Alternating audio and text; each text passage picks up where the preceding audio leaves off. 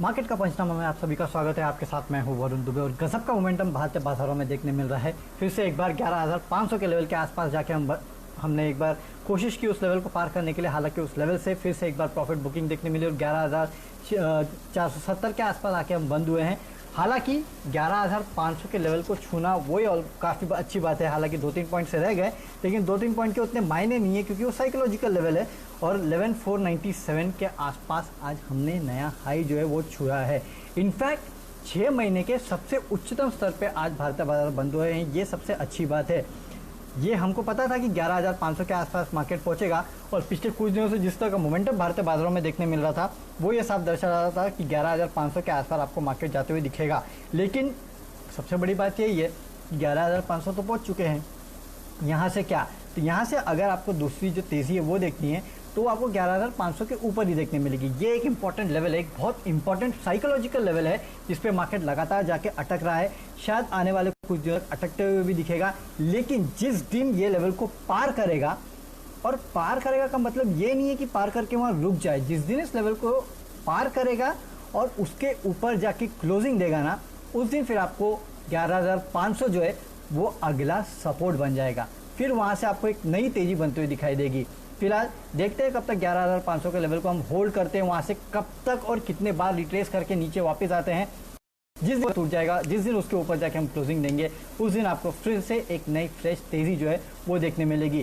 Fundamentally कुछ बदला नहीं है। आपके गवर्नर साहब खुद ही कहते हैं share market is not in tandem with economy, यानी कि इकोनॉमी के हालात इतने ख़राब है लेकिन शेयर मार्केट जो है वो लगातार चलते जा रहा है। और इसका कारण है ग्लोबल लिक्विडिटी, उससे ज़्यादा कुछ नहीं। आज भी देखिए जब भारतीय बाजार ट्रेड कर रहे थे तो यूएस के मार्केट्स, डाउ फ्यूचर्स देखिए वहाँ अच्छी खासी तेजी थी।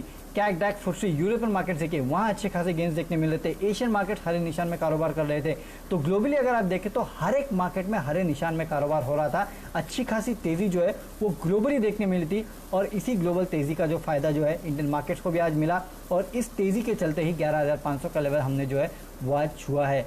उम्मीद करते हैं कि ये लेवल जल्द से जल्द हम आगे निकालें, 11,500 के ऊपर जाएं, उसके ऊपर जाके टिके और क्लोज दे तो नई तेज़ी जो है उसकी शुरुआत आपको फिर से देखने मिल सकती है।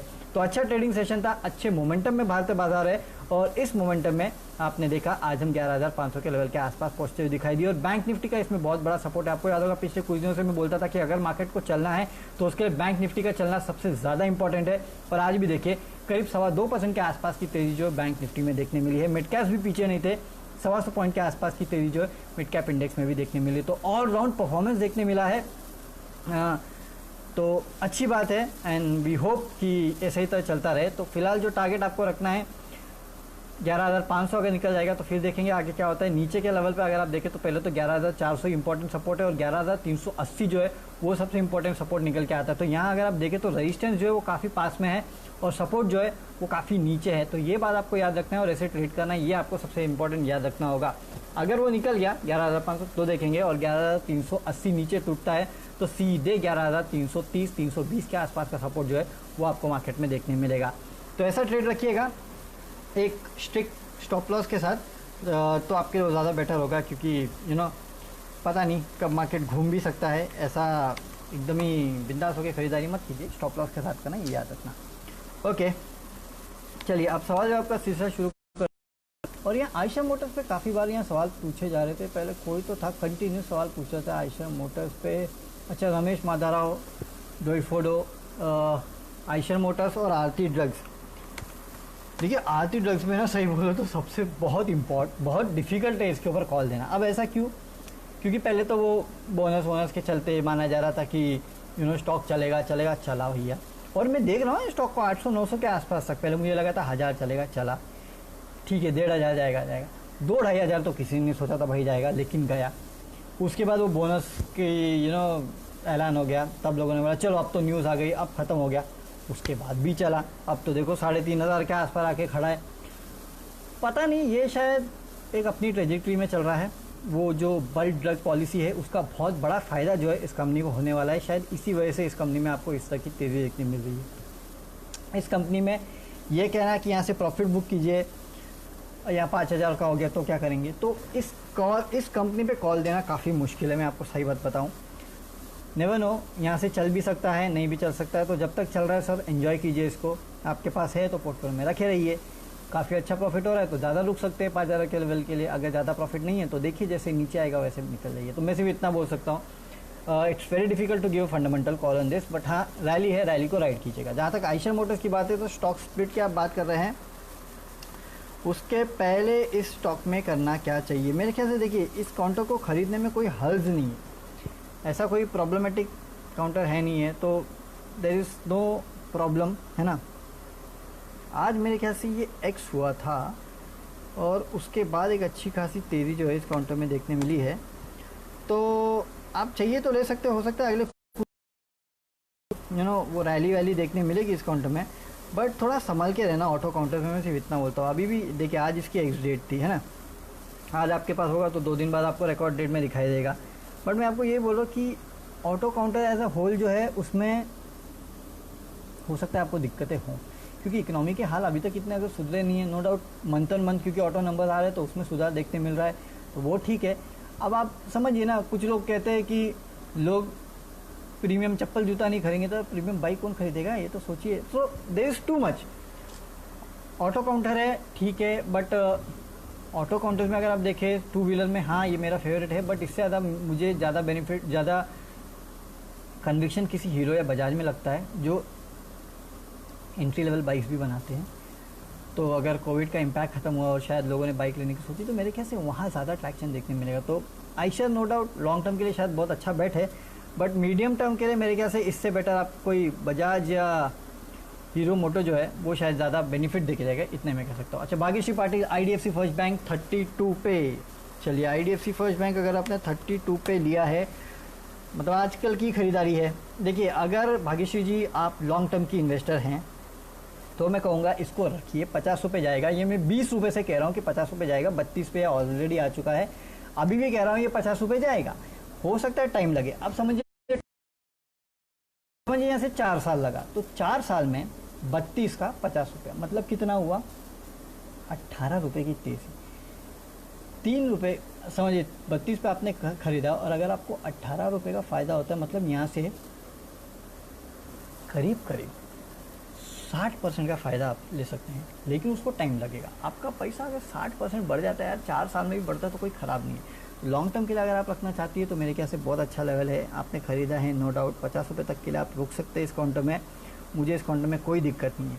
लेकिन अगर आपने शॉर्ट टर्म के लिए ख़रीदा है तो ये काफ़ी इंपॉर्टेंट लेवल के आसपास ट्रेड कर रहा है, याद रखिए।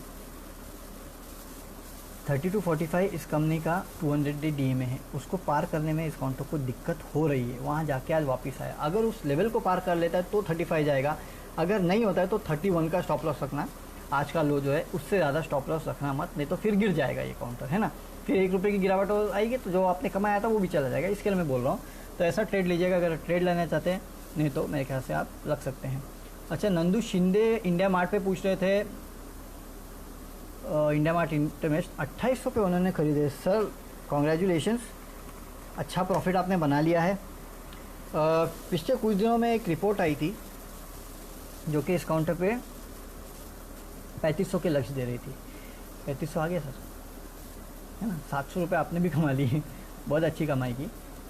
हो सकता है ये जैसे मैंने कहा था ना, वो चेंजिंग ट्रेजेक्ट्री, जो फंडामेंटल्स जब डायनेमिक्स चेंज होते हैं कंपनी के तो पता नहीं चलता कंपनी कितने फोल्ड्स बढ़ेगी, ये परसेंटेज बढ़ने वालों में से, तो ये भी उसी इंडस्ट्री को बिलोंग करता है एक टाइप की।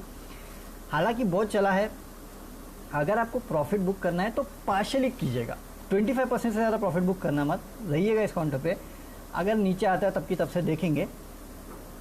फिलहाल मैं इतना ही कहूँगा, चाहिए 25% के आसपास का प्रॉफिट बुक करके बैठ जाइए। अगर आपको पैसे की ज़रूरत है, नहीं है तो वो भी रहने दीजिए, देखते हैं, लेट्स सी कि क्या होता है आगे जाके। सिर्फ इतना ही कह सकता हूँ मैं, है ना।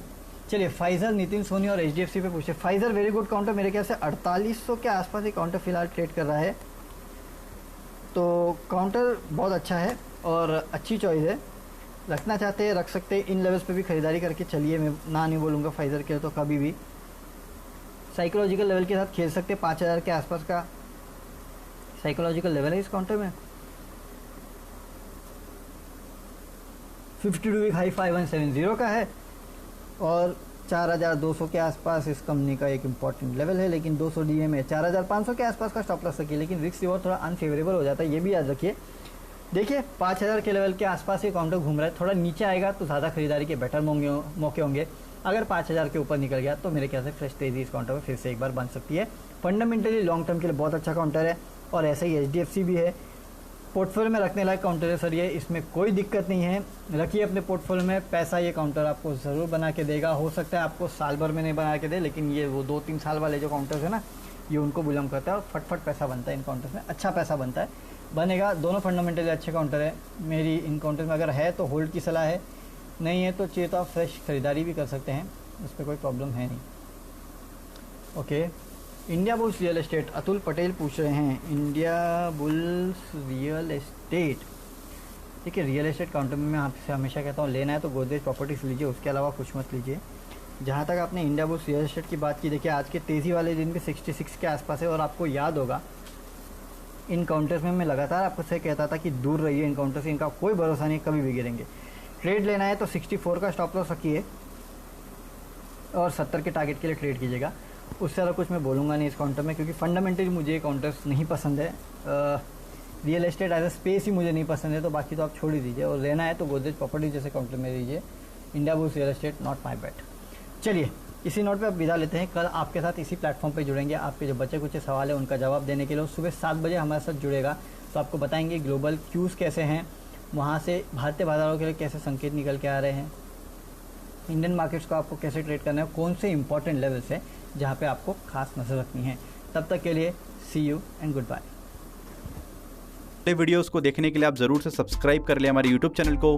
फ्रेंड्स मिलते हैं अगले वीडियो के अंदर, जब तक के लिए गुड बाय।